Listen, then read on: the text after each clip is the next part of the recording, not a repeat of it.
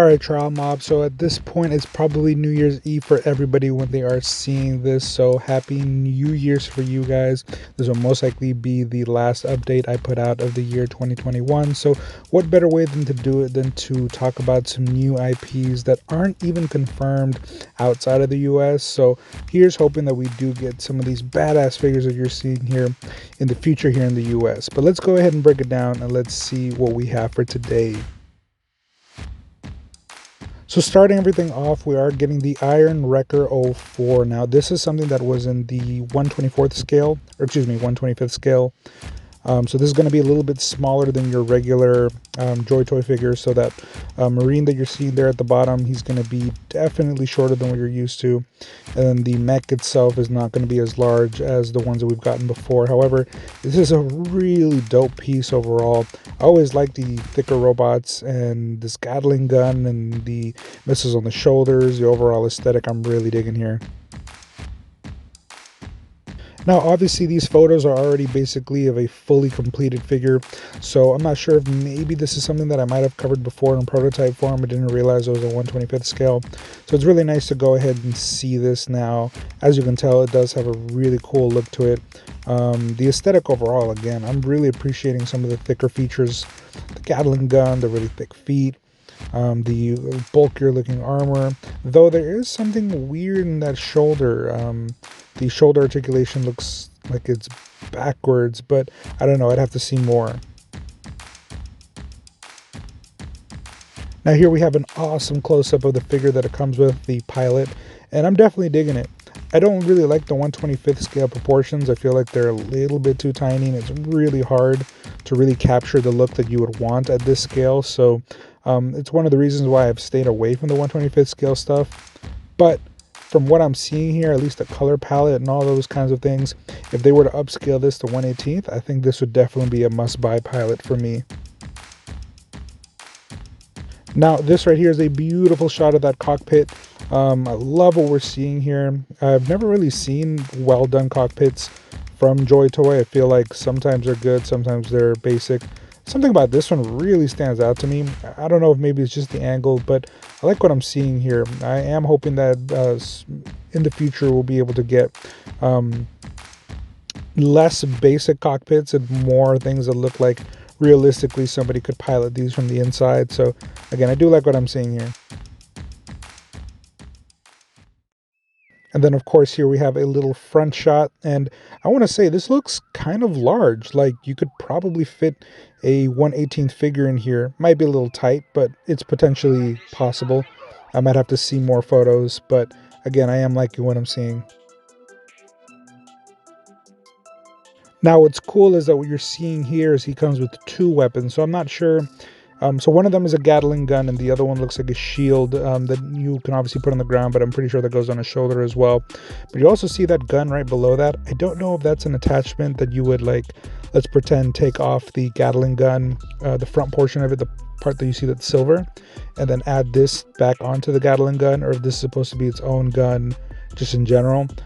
But I think it's cool that you do have some modularity here and a couple of choices, because it's always nice to be able to get more than one look out of your weapon. Now here we get a good look at the back, the generators that are basically on him, which is what I imagine they are since they're red, right? So that's pretty cool. I think overall the aesthetic of this thing is really nice, and it's something that I like because I like the reds, I like the browns, I like the silvers. I think there's a good amount of color shading, and this is supposed to be kind of a final product, so it shouldn't look any different from what we're seeing here. And again, I think that this is one of their probably nicer painted applications we've seen come out of Joytoy. Now switching over to a new IP from Toys Comic. So this is a 1/60th scale figure, which I do believe this is obviously supposed to be larger than your regular human. So this might be in line with like any kind of Joytoy figures or Joytoy mechs or robots that we've gotten before. Though currently at the time of this recording, I don't have an actual height in inches or centimeters for you, so I don't know exactly how large this is going to be. But here we have the CCW, the Chinese construction worker, or should I say workers. So really cool looking robot. Again, it's supposed to be like a construction bot, but I don't know. It looks like it could potentially also be some kind of fighter, or at least that this could be the base for other figures that we might get where they might be fighters. So there are a few different choices that it'll come with. So this is one of them. We get to see a really nice pickaxe. And as you can tell, articulation is really nice on these. They're always really nice on robots because they have so much more leeway with how you can make the joints look, because they are, robotic. You don't have to really adjust, like let's say if you have certain characters that you can't have them be disproportionate looking, you might only get a 90-degree bend out of them. But this one right here, you can tell is definitely getting further than that in all the joints. But again, the pickaxe looks really nice.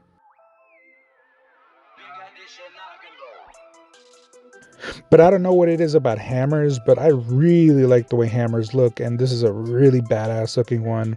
Obviously, it's for some kind of construction, but again, it's hard to look at some of these weapons and not look at them as weapons. I get that they're probably tools for construction, but could they also be tools for deconstruction, So again, this is something that does look really dope to me, and I do like this weapon right here. Now, this one right here is definitely going to be one of the more popular ones if I do say so myself. So I don't know what the actual name for this is. It's kind of like a drill, but I don't know. You could also call it like an impact driver. I don't know what you want to call it, but this one's definitely really badass. Definitely a great aesthetic, and of course it's like a two-handed thing that you could probably put other attachments onto them, kind of like a nail gun or something like that. But what's also cool is that if you look towards the back, you'll notice that on the back side, the pickaxe can actually be put on the back. So I don't know if you'll be able to put the pickaxe and the hammer on the back, or if there's just one slot for it, but it's nice to see it. And there is an aesthetic difference to the chest. I'm not sure if a piece has come off or what exactly is going on there, but I think it does look pretty cool.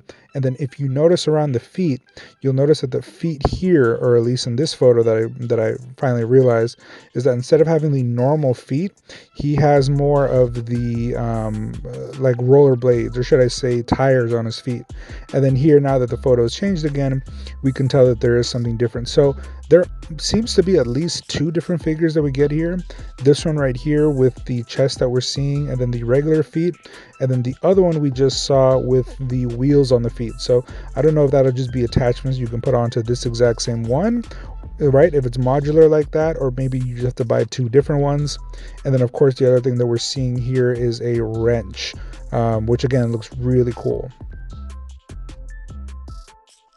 After taking a look at this last photo right here, I do want to say that these most likely are going to be two different figures. Now it is CCW, right, workers, so I want to say that this isn't just a slightly different modular one that you can just add different, head and different feet to. These are most likely two different figures, which I'm okay with. If you were probably going to buy one of these and you were looking to buy a second one, since there's a fair amount of different tools you can put onto them, it's nice that you have two different options.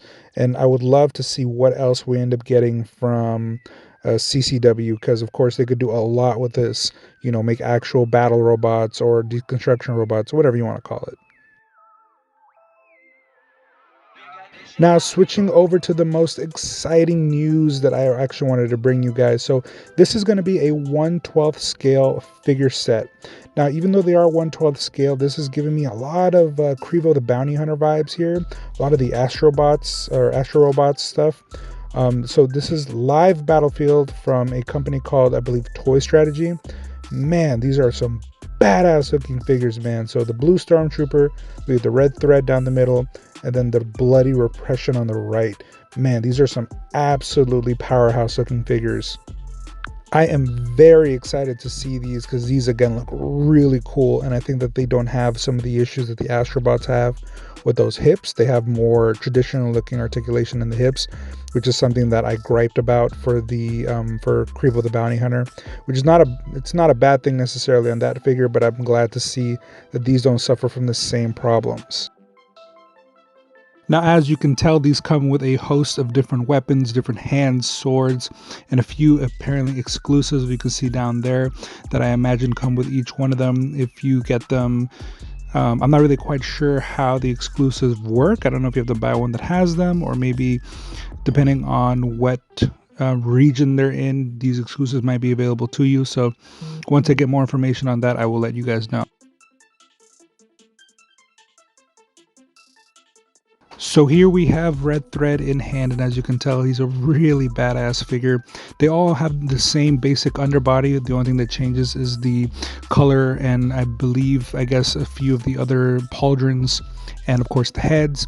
But this one comes with a little extra. It comes with basically this cape, robe type thing that goes around him, and I think it's a beautiful look. This is the one that I'm most interested in. If I can only get my hands on one, it's going to be this one. These promotional images that we see right here show us the figure with obviously the cape on and with the cape off. And as you can tell, it also comes with some kind of antenna that I guess comes off of it too, which on the left we can see he has a gun with the extended barrels that you can put onto them, 4 different hands, the cape, and then that antenna that I'm mentioning though could be some kind of other attachment. I'm just not sure what it is.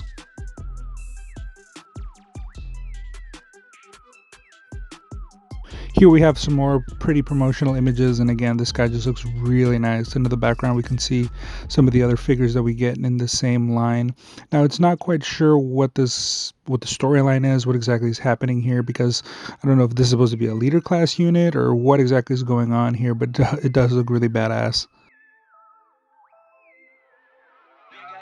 Here we can see a really good view of how large that gun is that he's holding, and of course some of the articulation that he comes in. Obviously he can strike a pose, and the knees bend pretty far. It looks like it's double jointed at the knees, and while it looks like it might be double jointed at the elbows, I'm not quite certain about that. I haven't seen any photo that has necessarily shown that, but the fact that he can grip the gun the way you're seeing here pretty solidly, it's a good look overall. Now, as you can see right here, we do have the blue stormtrooper in hand, and if I am able to get multiple of these figures, the only one that I really want multiple of is this one right here. Obviously this is going to be kind of the main infantry unit, but damn, he looks badass. The mostly blue color all throughout, or I shouldn't say mostly blue, but the blue accenting looks really nice. The gun looks nice in hand. And he seems to have a lot of the same beats of articulation. Again, I feel like the main body is shared throughout all 3 figures with just a few differences throughout. Again, we get some really pretty promotional photos all together. These guys look very imposing. I know these aren't supposed to be a 1/18 scale figure, but you imagine that these are gonna be about the size of Krivo the Bounty Hunter. They are gonna look pretty great, and they are supposed to be mechas, right? So who cares if they are bigger? I know that this might not be a Toys Alliance thing, but still, I can't help but to see these guys with, you know, next to Acid Rain stuff, or even some Joytoy mechs. Now this right here is where you can see that exclusive piece that they were showing, which is that sword. Man, it looks really nice. As I mentioned, I still haven't seen whether or not that elbow is double. I want to say it really is, because it looks like it hinges from 2 different places. And then of course the knees, as you can tell, as I mentioned before, they are double, but it's really nice. You can get them nice and deep into a squatting position like that with the arm in front. That means that there is a lot of articulation here, and I do appreciate how badass these things look. Obviously these are promotional photos, so they're done up real nice, but still. Now I do gotta say, this is such a cool looking photo right here, with both of them firing their guns here, and as you can tell, they can dual wield. And of course they can dual wield, they're robots. You can do whatever you want with these guys. I just think it's cool when they actually show them promotionally doing that, and as you can tell, there's just all different kinds of color applications all throughout. Now, while this might be a photo that's been obviously, you know, altered and all that good stuff, a lot of the paint apps you do see here do come with the figure overall. So again, I'm really enjoying the aesthetic overall of these guys. And then here we have in-hand photos of Bloody Repression, and let me just tell you, man, this guy is fucking sick. Oh man, they're all really sick, man. They all look just different enough, have just different enough paint apps that even if the underbody is the same, man, they're really doing justice with this buck. And I gotta admit, something about this one looks bigger than the other ones. I know he's not. I know that for the most part, again, it's the same buck underneath, but damn, something about this one just looks ginormous, and it must be the pauldrons, but this is a really sick figure. Now, I kind of wish that his name would have been chosen differently. I understand it's called Bloody Repression, but there's not really a lot of red on him. They could have called them like cobalt repression or something, because there's just a lot more blue here. But I love the 2 Gatling guns on each arm. Wow, it's badass. It is obvious that they're getting their a lot of their inspiration is from certain Gundam figures from Section 8, I think is what it was called, or is it Section 9? There was a game that came out with figures, or I shouldn't say figures, but with mechs that really are reminiscent of this. This whole brand is just doing an absolutely amazing job of just really overselling these figures. I shouldn't even say overselling, just showing how badass these things can be. I doubt we'll get a stand to be able to do this kind of stuff, but if you have your own stands to be able to do this kind of stuff, man, that's tight. I don't know if this is supposed to be a flying figure, but the fact that the pauldrons kind of turn up like that to make it look like he's flying through the air, like jetpacking through the air, man, that is just something that's really nice. Again, I really like what they're doing here. Now, as you can tell from this photo, obviously the Bloody Repression is one of multiple units, so he's not necessarily a unique character. So this might be another one that you might want to get 2 of, but this seems like a little bit more of a specialty figure. So maybe you would buy 2 of these and maybe 4 of the Stormtroopers. And again, 1 of the Red Threads. But again, I am hoping that this company is able to bring this to, well, first of all, that they're able to release in China, but that second of all, we are able to get them through maybe BBTS here in the United States, because this looks like it could be an absolutely massive IP. They have good looking robots. They have what looks like good articulation, a lot of different weaponry, really cool just overall photography that they have going on here. So I think this could be definitely one of the big IPs here in the United States and in China. But again, happy New Year's, guys. Let me know what you guys are most excited to see here in the new year, and of course whether or not this IP could be the next Warhammer style, you know, Joytoy style release, where people are going to be going absolutely ham just trying to get this to third-party dealers. Again, this looks absolutely magnificent. So for me, even if this is just as hard as the, you know, initial wave of Joytoy Space Marine stuff was, I'd probably still pay top dollar to get this if I can get my hands on this. So keep me in the loop, but until then, I will see you guys next year on the next feature. Deuces.